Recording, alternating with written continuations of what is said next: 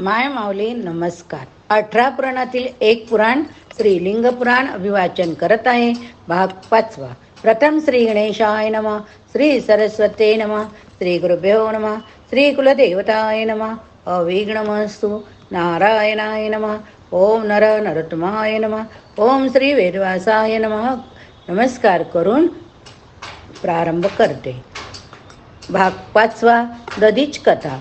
देवांचा देव जनार्दनांचा रणांगणात पराभव करणाऱ्या आणि क्षुपराजाला पादप्रहार करणाऱ्या तपस्वी दधीचा कथा सांगा, असे सनत कुमार म्हणाले. शैलादी म्हणाले, क्षुप नावाचा एक तेजस्वी राजा होता. तो ब्रह्मदेवाचा पुत्र म्हणून ओळखला जात असे. तो राजा मुनिश्रेष्ठ दधीचा चांगला मित्र होता. एकदा त्या दोघात जो वाद झाला तो सुप्रसिद्धच आहे. वादाचा विषय होता क्षत्रिय श्रेष्ठ की ब्राह्मण श्रेष्ठ. राजा म्हणजे 8 प्रकारचा लोकपाल असतो, म्हणून तो साक्षात इंद्र, अग्नी, यम, निरुती, वरुण, वायू, सोम, कुबेर होय. मी राजा आहे म्हणून मीच ईश्वर आहे, म्हणूनच राजा असणाऱ्या माझा नेहमी मान ठेवावा. आता सर्व ब्राह्मणांचा सर्वात श्रेष्ठ देव म्हणजे विष्णू असतो. तो म्हणजे मीच असल्याने तू माझा कधीच अपमान करता कामा नये, असे क्षुपराजा म्हणाला. शीघ्रकोपी दधीच्या क्षुपराजाचे हे बोलणे ऐकून डाव्या हाताच्या मुठीचा प्रहार राजाच्या डोक्यावर गेला. महाबलवान क्षुपराजाने आपल्या वज्राच्या जोरावर दधीचावर जय मिळवला.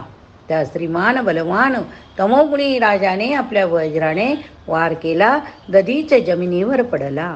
तेव्हा दधीच्या भार्गव मुनीचे स्मरण केले. भार्गव शुक्र तेथे योगबलाने ताबडतोब आले. वज्राने कापलेले दधीचाचे शरीर त्यांनी पूर्वत जोडून टाकले. ते दधीच्याला म्हणाले, तू शंकराचे तप करून अवज्ञ हो. भगवान शंकराची कृपा झाली तर तुला कोणी ठार करू शकणार नाही. त्या शंकराकडून मी मेलेल्यांना जिवंत करण्याची संजीवनी विद्या शिकलो. त्रैलोक्य पिता प्रभू त्र्यंबकाचे पूजन करून त्याचा मृत संजीवन मंत्र मी सांगतो, ज्याचा नाश होत नाही. अशा ह्या अज्ञान विरघळणाऱ्या महादेवाचे पूजन कर्म, तप, स्वाध्याय, योग, ध्यान या साधनाने करावे. त्र्यंबकं यजामहे त्रैलोक्य पितरं प्रभुं त्रैमण्डलस्य पितरं त्रैगुणस्य महेश्वरं त्रैतत्त्वस्य त्रैवैन्यश्च त्रिधा भूतस्य संवतः त्रैवेदस्य महादेवं सुगन्धिं पुष्टिवर्धनं सर्वभूतेषु सर्वत्र त्रिगुणी प्रकृती तथा च इंद्रियेषु तथा अन्येषु देवेषु च गणेषु च पुष्पेषु गन्धवत् सूक्ष्म सुगन्धिं परमेश्वर पुष्टिं च प्रकृतिर्यस्मात् पुरुषस्य द्विजोत्तम. असा हा संजीवन मंत्र मृत्यूच्या पाशातून मुक्त होण्यासाठी वापरावा. त्याचा जप करावा. त्याने हवन करावे. त्याने मंतरलेले पाणी नेहमी प्यावे. लिंगाजवळ बसून ध्यान लावावे. मृत्यूचे भय राहत नाही. शुक्राचे हे बोलणे ऐकून त्यानुसार दधीच्याने शंकराची आराधना केली. त्यामुळे हाडे वज्रासारखी कठीण होणे, मृत्यू न येणे फायदे त्याला मिळाले. त्यामुळे तो दीन अवस्थेतून बाहेर आला. त्याला दुसऱ्याकडून मरण न येण्याचा वर मिळाला. आता त्या दधीच्याने क्षुपराजाच्या डोक्यावर लात मारली. तेव्हा राजाने त्याच्या हातात वज्राचा वार केला, पण या वज्रामुळे त्याला मरण आले नाही. ते पाहून क्षुपराजाने विष्णूचा धावा केला. अध्याय 23. दधीच विष्णू संग्राम. नंदी म्हणाला, क्षुपराजाने केलेल्या पूजनामुळे प्रसन्न होऊन विष्णूने त्याला दर्शन दिले. भगवान विष्णू श्रीभूमीसहित होते. त्यांनी शंख, चक्र, गदा, पद्म हातामध्ये धारण केलेले होते. त्यांनी मुकुट घातलेला होता आणि ते पितांबर नेसले होते. गरुड ध्वज असे ते विष्णूबरोबर देवदानव घेऊन आले होते. त्या जनार्दन विष्णूचे दर्शन घेतल्यावर क्षुपराजाने त्यांना नमस्कार केला ना तो त्यांची स्तुती करू लागला. आपण सर्वांच्या आधीचे आहात. आपल्या आधी कोणताच काळ अस्तित्वात नव्हता. आपणच निसर्ग आहात. आपण भक्तीच्या दुःखाचा नाश करता. आपण पुराण पुरुष असून सर्व विश्वाचे स्वामी आहात. आपण पुरुष, आद्य, तत्व, परमज्योती, परमधामन, परमात्मा आहात. हे प्रभो, आपल्या तमोगुण क्रोधातूनच रुद्र जन्मले आहेत. आपल्या प्रासात्मक रजगुणातून ब्रह्मदेवाचा जन्म होय, तर आपल्या सत्वगुण म्हणजे आपल्या स्वतः पुरुषोत्तम विष्णू आहात. आपण कालमूर्ती पापरण करणारे साक्षात नारायण आहात. हे विश्वमूर्ते महाभूते पंच तन्मात्रा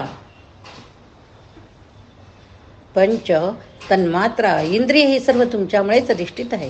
हे महान देवा, जगताच्या नाथा, पितामहा, जगाच्या गुरु, देवांचे देव परमेश्वरा, आपण माझ्यावर प्रसन्न व्हा. आपण कृपा करा. मी आपणा शरण आलो आहे. आपण माझे रक्षण करा. हे वैकुंठा, तुम्ही सर्वज्ञ महान भुज असणारे माभाग संघर्षण आहात. माझ्या आपणास नेहमी नमस्कार असो. क्षीरसागरातील आपले आसन दिव्य आहे. त्या हजार फण्यांच्या शेषावर सर्व भूमी तोललेली आहे. आपल्या त्या आसनाखाली धर्म, ज्ञान, वैराग्य, ऐश्वर हे 4 पाय होय. 7 पाताळ म्हणजे आपले चरण. ही भूमी म्हणजे आपला जांगा.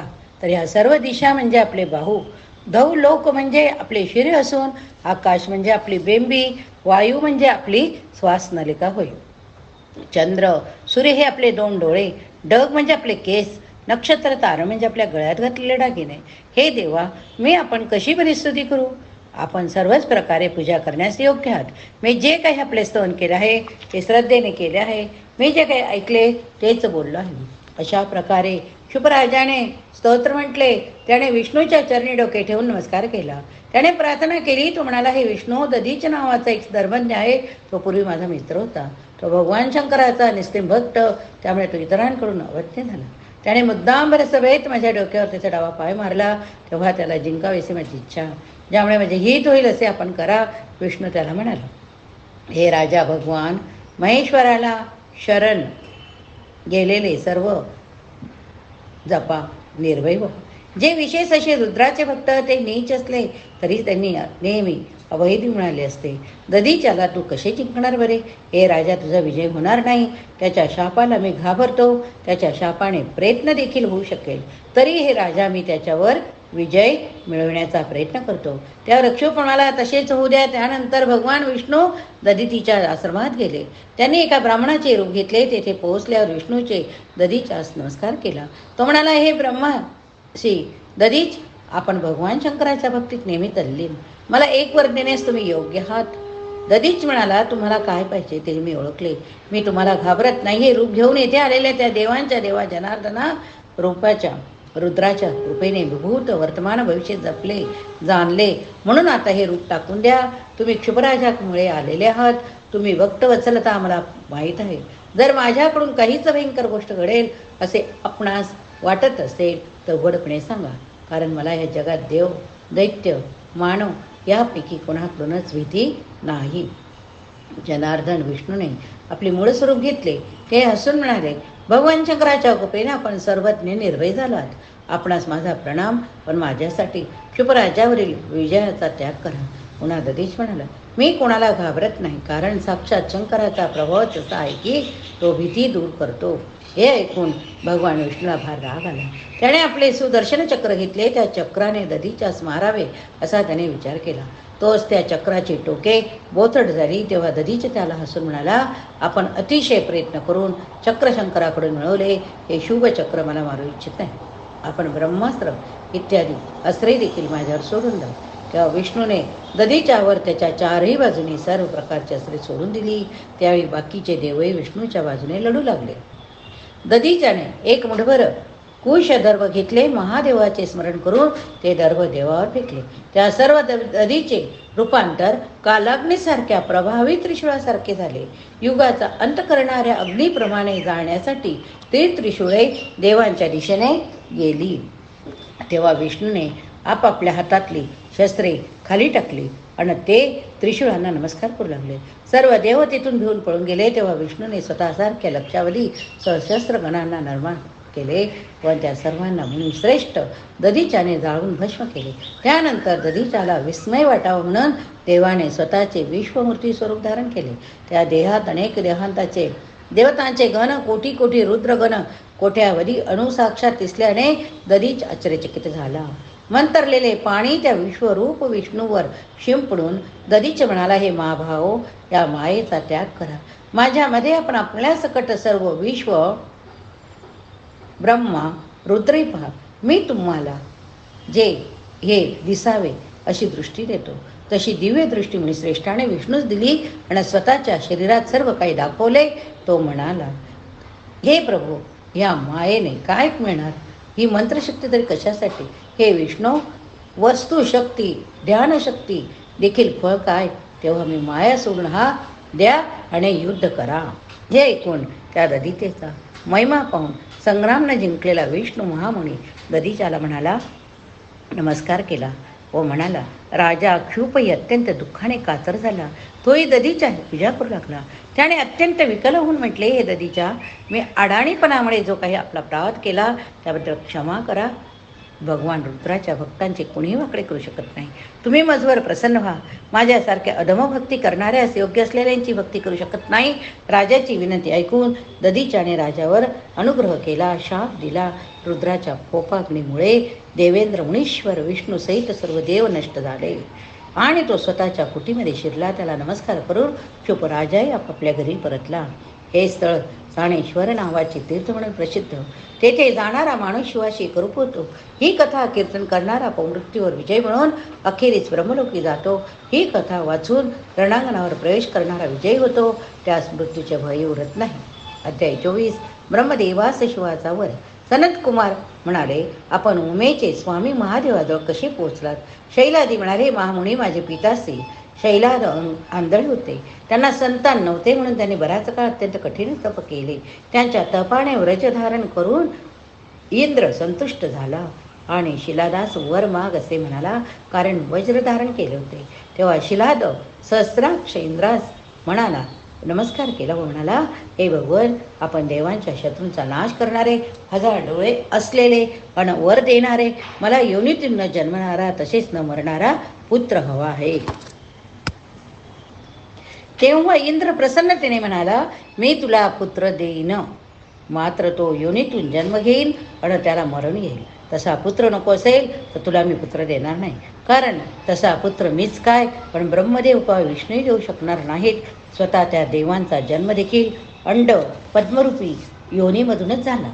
त्यांचे आयुष्य 2 परार्थ वर्ष म्हणजे संपणारे आहे. तेव्हा तुला हवा आहे तसा पुत्र मिळण्याची आशा सोड. तुझा स्वतःसारखा पुत्र मी तुला देतो. तेव्हा शिलाद म्हणाला, मी देखील त्या दोघा देवांचा जन्म अंड व पद्मातून झाल्याचे ब्रह्मदेव पुत्र नारद यांच्याकडून ऐकले. ते कसे जन्मले ते मला नीट सांगा. प्रजापती दक्ष पद्मोद्भव ब्रह्मदेवाचा पुत्र होता आणि त्याची कन्या दाक्षायणी. मग त्यांची कन्या दाक्षायणीचा पुत्र ब्रह्मदेवच कसा? इंद्र म्हणाला, तुझा पुत्र तुझा जन्म उत्तम आहे, अशी शंका घ्यायलाच हवी होती. त्याचे कारण मी तुला सांगतो.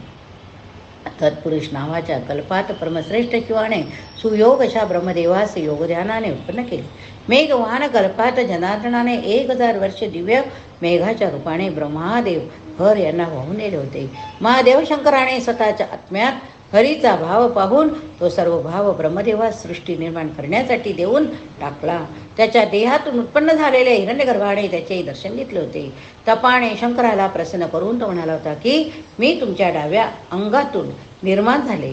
माझ्याच बरोबर अच्युताने आपले वहन मेघरूपाने केले होते. तेव्हापासूनच मी आपला भक्त आहे. आपण प्रसन्न व्हा आणि आपली सर्वात्मकता मला द्या. त्यानंतर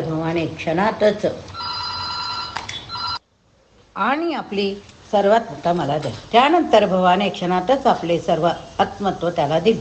त्याला शेषशाही पुरुषाचे दर्शन झाले. ते क्षीरसागरात योगनिद्रा घेत झोपले होते. अखेरीस ब्रह्मदेवासह त्या सर्वांनी केलेल्या स्तुतीमुळे शांत व प्रसन्न झालेल्या शंकराने त्यावर ब्रह्मदेवावर कृपेचा वर्षाव केला.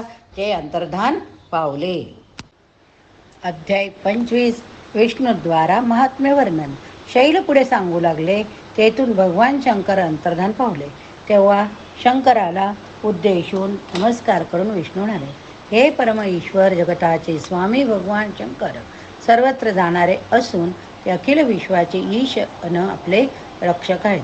हे ब्रह्मदेवा, मी त्यांच्या डाव्या अंगातून निर्माण झालो. आपण त्यांच्या उजव्या अंगापासून निर्माण झाला. ऋषीगण मला प्रकृती अव्यक्त अजमानवात मानतात. तुम्हाला पुरुष म्हणतात. आपणा दोघांचे कारण शंकर आहेत असे ते म्हणतात. यानंतर ब्रह्मदेवानेही शंकराची स्तुती करून त्यास नमस्कार केला. विष्णूने वराह अवतार घेऊन पाण्याखाली बुडालेली पृथ्वीवर काढले. पृथ्वीवरील नद्या पर्वत इत्यादी पूर्ववत केले. त्या भूधारी महावराहाच्या रूपातील ईश्वराचे भूलोक भुवरलोक चारही लोक पूर्वत स्थापन केले. नंतर वृक्ष सर्ग, पशु सर्ग, तिर्यक योनी, दैविक सर्ग, मानुष सर्ग अशी निर्मिती करण्याचा विचार ब्रह्मदेवाने केला. त्याने सनक सनद इत्यादी कुमारांचा कुमार सर्ग निर्माण केला. त्या परमश्रेष्ठ पुरुषांनी ज्ञान मिळवून ब्रह्मस्वरूप मिळवले. त्यानंतर ब्रह्मदेवाने आपल्या योगनिष्ठेने मरीची, भृगु, अंगिरा, प्लस्य, पुलह, ऋतू, दक्ष, अत्री, वशिष्ठ अशा ऋषींना जन्म दिला. त्या पाठोपाठ त्याने संकल्प, धर्म, अधर्म या गोष्टी निर्माण केल्या. विष्णूने भृगु, सनत कुमार या दोघा उद्धरता, दिव्य अन भव्यवादी, ब्रह्मवादी अग्रजानांना निर्माण केले. ते दोघे ब्रह्मदेवा इतके सर्वज्ञ सर्वभावी होते. अशा प्रकारे त्यांनी प्रथम प्रमुख अधिपुरुषाची सृष्टी निर्माण केल्यावर विश्वाची कल्पना करणाऱ्या त्याने संपूर्ण युगधर्माचे निर्मिती केली. या ठिकाणी हा भाग संपला. पुढील भागात पुढील कथा बघूया. पुराणां सर्वशास्त्राणां प्रथमं ब्रह्मणा स्मृतं उत्तमं सर्वलोकानां सर्वज्ञानोपपादकम्.